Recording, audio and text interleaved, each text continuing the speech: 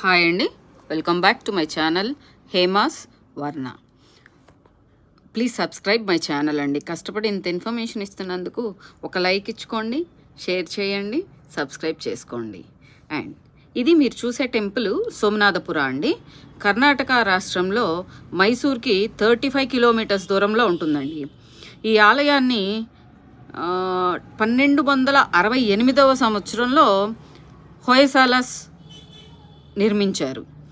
ఆ హొయసాలస్కి సంబంధించిన సేనాపతి అయిన సోమనాథుడు, సేనాపతి అండి, రాజుగారు కాదు, ఆయన నిర్మించాడు. అందువల్ల ఈ గ్రామానికి సోమనాథపురం అనే పేరు వచ్చింది. ఈ ఆలయంలో లోపల గర్భాలయాలు ఉంటాయి కదా, అవి 3 ఉంటాయండి ఈ ఆలయానికి. అందువల్ల దీన్ని త్రికుటాలయ నిర్మాణం అని కూడా అంటారనమాట. వీటిలో ఆ 3 ముగ్గురు దేవుళ్ళు ఉంటారండి. చెన్నకేశవ స్వామి, జనార్దన్ స్వామి, కేశవ స్వామి. ఎవరైనా ఒకటేనండి, but still the named it as different names అనమాట. చెన్నకేశవ స్వామి ఎవరైనా శ్రీకృష్ణుడే కదండి, కానీ వాళ్ళు డిఫరెంట్గా నేమ్ చేశారు కాబట్టి నేను మెన్షన్ చేస్తున్నానండి. చెన్నకేశవ స్వామి, జనార్దన్ స్వామి, కేశవ స్వామి ఈ విగ్రహాలని ప్రతిష్ఠించారు. అండ్ ప్రతి గోడ గోపురం మీద అణువణువు శిల్ప సౌందర్యం ఉట్టిపడతా ఉంటుందండి.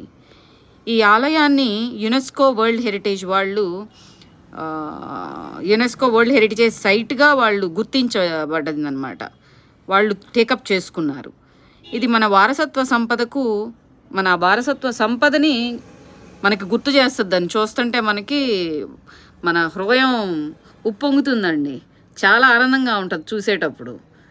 Thank you.